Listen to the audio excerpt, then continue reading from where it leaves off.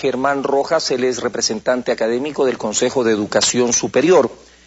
Como decía el descuartizador, vamos por partes. Dicen que las famosas universidades, si se las puede llamar así, no han reportado los registros. Escuchábamos a un estudiante que decía que él estaba por decir algo en cuarto año, va a retirar sus papeles y, oh sorpresa, resulta que solamente está registrado en el segundo año. ¿Cómo se pueden dar este tipo de cosas? Buenos días. Sí, buenos días.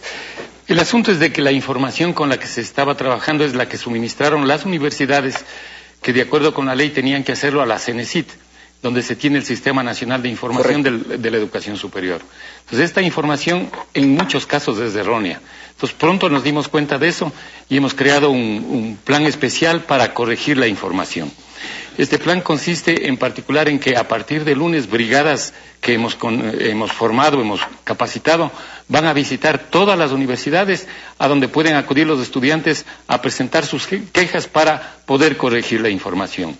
Deberán acudir y decir, por ejemplo, que el número de créditos está inferior a lo que tenían. En muchos casos incluso el número de cédula no coincide.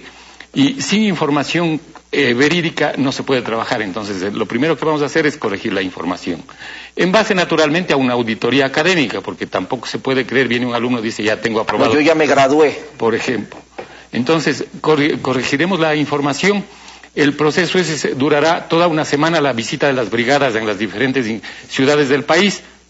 Luego de ello, una semana más para corregir la información, de modo que cuando cerremos el proceso de inscripción el 12 de mayo, tengamos información verídica y podamos ya decidir sobre el destino de cada uno de los estudiantes. Un tema que, ya que estamos hablando de la administración, también preocupa. El tema de los profesores que existían en estas universidades, no recuerdo el número en total, y las personas que trabajaban en administración. Se dice que los profesores van a tratar de ser redistribuidos en cuanto a su capacidad académica. Sin embargo, en el caso de la administración, obviamente se tendrá que liquidar a estas personas, ¿no? Efectivamente, recordemos que uno de los mecanismos del plan es que continuará laborando prácticamente un año para que terminen ahí y se gradúen los estudiantes de último año. Es decir, requeriremos más o menos, porque están en este caso cerca de 10.000 estudiantes, requeriremos más o menos una cuarta parte del personal que estaba laborando. Ya.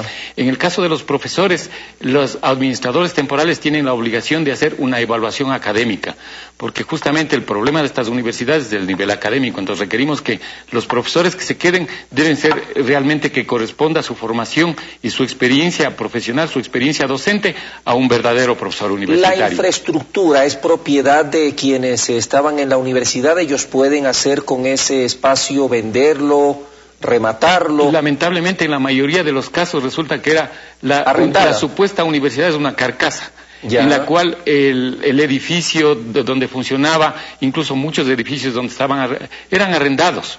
Y se dan casos realmente terribles porque arrendaban a familiares o parientes de las autoridades anteriores, con lo cual tenían un negocio redondo. Ponían un canon de arrendamiento altísimo para unos galpones que no correspondían a lo que debería ser un campus universitario.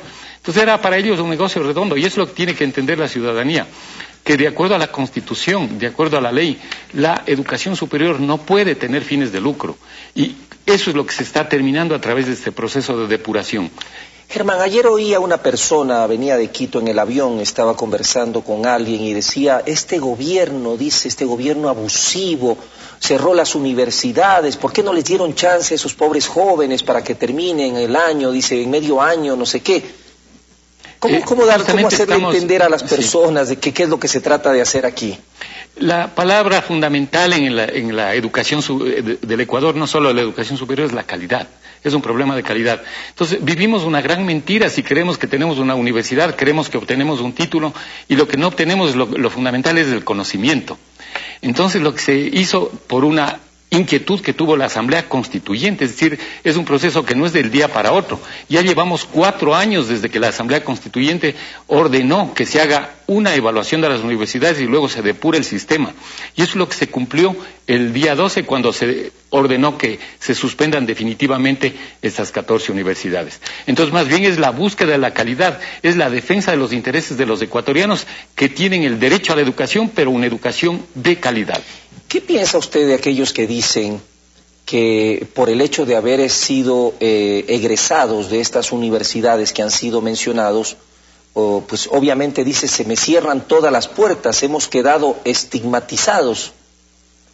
En muchos casos así es. En el caso de que acudan a instituciones del sector público, deberían presentar sus reclamos. Yo creo que deberían acudir a la Defensoría del Pueblo, porque este es un delito, ¿no? Es una discriminación que está prohibida por la Constitución. Ahora, para eso hemos pensado un plan conjuntamente con el SEACES, en ver la posibilidad si se crea una acreditación individual.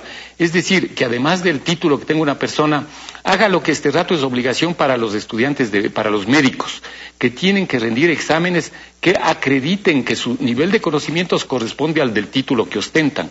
Entonces, esto podríamos, en el caso de las universidades que han sido cerradas, extender también a ellos para que, juntamente con su título, puedan exhibir su certificado de acreditación. En los últimos días se ha dado este tema también en el caso de los médicos. Se dice que se va a realizar una serie de pruebas a todos aquellos. Ayer escuché a un doctor que decía, esto es una ofensa. Hemos trabajado, estamos ya graduados desde hace 7 años, hemos hecho esto, hemos estado el otro.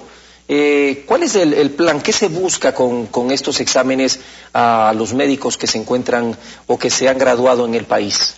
Lo que se busca es defender un interés fundamental de nuestro pueblo, que es la salud. Entonces, ¿cómo podemos permitir que ejerzan la medicina médicos que se graduaron en universidades que para estudiar anatomía lo hacían en un maniquí? Ya.